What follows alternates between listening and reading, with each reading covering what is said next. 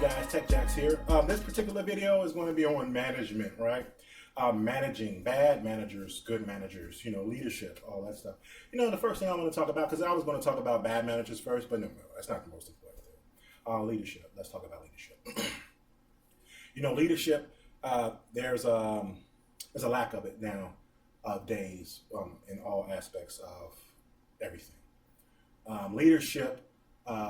It's probably the most important component when you have any organized endeavor taking place. Any endeavor in which you're going to have people or multiple objects that have to circle around a particular idea, thought process, strategy. You're going to have leadership in place to make sure that everything is coordinating and that people, keeping their heads what it is that you're about and what you're trying to do.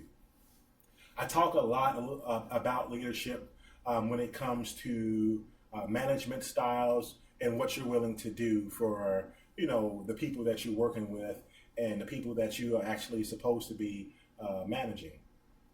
Leadership to me is about being able to be the person who leads by example, first and foremost. If you're not willing to do everything it is that you ask for somebody else to do, then to me, you can't be a good leader. You have to be willing to do it. I'm not saying that you have to do it, because obviously you want to get people and put them in positions so that they can do that as a function of their job responsibility. You want to be able to guide them. You want to be able to help them. You want to be able to eliminate obstacles that cause them not to be able to do it. But you still should be able and willing to get your hands dirty when it comes to having to fight for what's, the ultimate goal. If you have a staff and you know that they're pretty much swamped, and let's say, for instance, they're usually, banging out 300 images a week, and in addition to their regular, day-to-day tasks and things like that, if you get a call down saying that you have some X factor taking place and you need to get 1,000 done in that week, are you going to be the kind of leader that actually assists them with that? And not just when it comes to actually, taking the time out to actually do some of the imaging yourself, but if you know that they are heavily burdened and heavily taxed as well, then I think that the best thing that you can do is you try to efficiently, as much as you can, streamline everything possible. It's not just saying, hey guys, we got 1,000 machines we need. Get to it. Good luck. I'm going to the Blackhawks game. I am going, fishing. If you guys have any issues, you guys can call me on my cell phone. Things like that. That to me drives me crazy when it comes to people that are in leadership roles, especially, like I said, when it's a project that's, just dropped on you and you know that it's going to require extraordinary effort, then you have to get your fingers and your hands dirty as well. And it shouldn't be only because your job is at stake. If your job is at stake or not, you should be willing to actually participate and help. It can't be because if we don't get 1,000 machines imaged, then I'm out of here. So let me go ahead and help my team. That's a very selfish reason. And there are going to be plenty of managers out there who take that stance, or team leads that take that stance, and those aren't very good team leads in my opinion.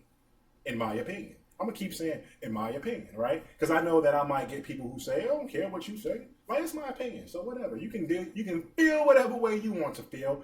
I'm feeling that this makes sense to me based on logic and reasoning and common sense and all those things. You want people to work for you. You want people to care about their work environment. Then you have to give them something that lets them know that you're there and you're right alongside with them. And it can't be the ability or showing them that you're capable of separating yourself at any given time during any given emergency and not have to feel the same pressures that they feel. if they're going to be expected to come in early and stay late and have to image extra or prioritize this or that and not be able to do this and that, then what are you doing in terms of your sacrifices that show them that you're right there along with them? Watching, sending out emails. I mean, unless those emails are streamlining the process, then how are you going to help and how are you going to show them that you're right along there with them?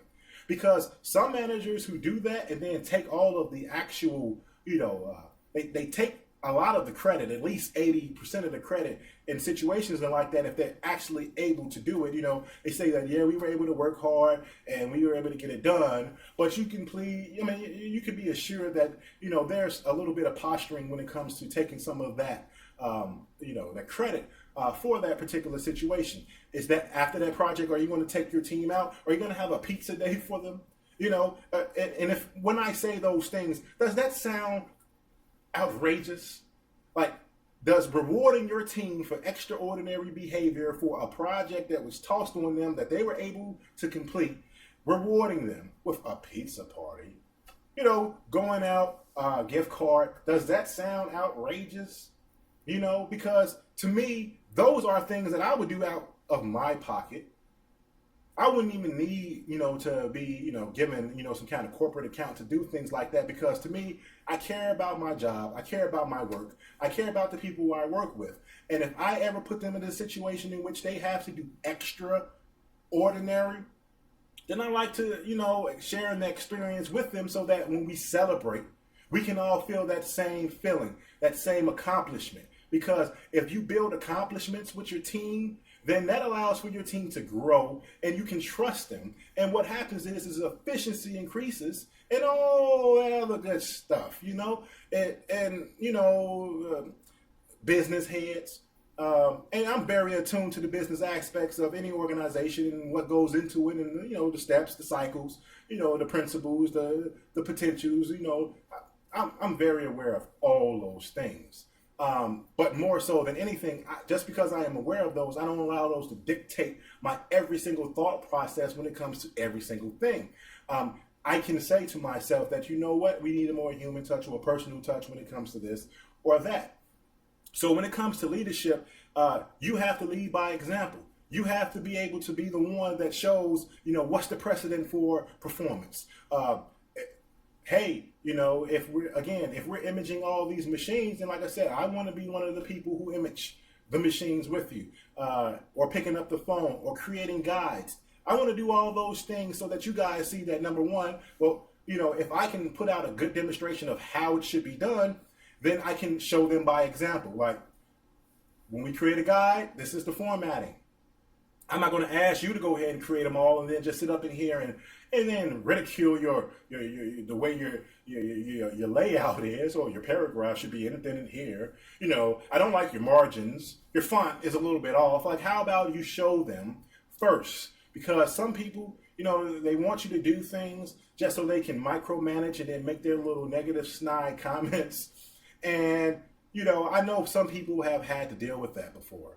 Because I've been in plenty of situations in which I've seen that happen to people, and they might not be as fluent when it comes to being able to express their the feelings that they have, and how it lets them down and how they feel as if they're being picked on, or if they're not capable of doing what's asked of them. And like I said, it's all about empowering. You want your team, you want the people that you work with to feel empowered. You want to help them. You want to make sure that they know that you got their back. And it doesn't really matter if they're reciprocal or they're reciprocating that upon you, because again, when you're a good leader, it doesn't really matter what somebody does for you. It matters how you represent yourself. It matters what you do for them, and it matters what your integrity and your values are. And you don't need to have someone tell you thank you in order to feel as though that you should be obligated or that you should do it. You should be that way because but everybody isn't that way. So unfortunately, I'm talking more of personal feelings on that particular situation. You're not going to find a lot of environments where you're going to have that type of leadership or that person who's willing to get down and dirty with you. So, If you feel that some of those particular things that was said actually, sounds good, then, take it upon yourself to become more of a leader. You don't have to have a title in leadership to be a leader. People, are leaders in all walks of life, regardless of their title, their status, their pay rate. It's all about being there for the people that you work with, that you are, in an organization with, and doing the things that you need to do in order to make sure that, things are done efficiently, that they're done properly, right, fast. It can be done better. And, you do it for, no other reason than, because, who doesn't want to do things those ways? I would think that all those things should be, the priority on people's list. Bad management. Bad management, excuse me, it pretty much is the opposite of all those things. Bad managers, man, the worst thing about I'm not going to get really too much in it, but I will say that a manager who doesn't work or doesn't participate in some of the day-to-day activities occasionally, even if, they only do it once a month, I think that they should do some of the things or sit with some of the people just so they keep in context what it is like for their employees, for the people that they manage. Because once you're a manager, you can get so caught up in the whole, business aspect of, IT services and continual improvement and service quality and, all those things that you can get so caught up in doing the metrics and the graphs, and reviewing that you lose sight of what it means and how it works for them every single day. What are their obstacles? What are the things that could be done better or issue better? Have you seen, there was one incident at a place I worked when laptops needed to be shipped, they were boxed and they were taped. One day I saw that somebody was taking the roll of tape and they were doing like that, and they were like trying to, and I'm like, where's the tape gun? I just saw a tape gun. They lost the tape gun and it was gone for a week and nobody decided to order another tape gun. So for like a whole week, everybody was just, taking the tape and having fits with it, getting wrapped in people's elbows and stuff like that. And I'm like, hey, order another tape gun. And they were like, oh, okay.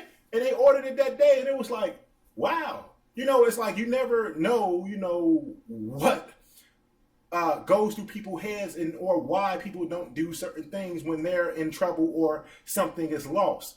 Things get lost, and they might not necessarily think that it's important enough to bring to you. And then you see that they've lost efficiency. They lost their quickness in being able to ship because now they're taking an unconventional method in, boxing machines now. And, it's not that big of a deal to them, but, every second counts, right?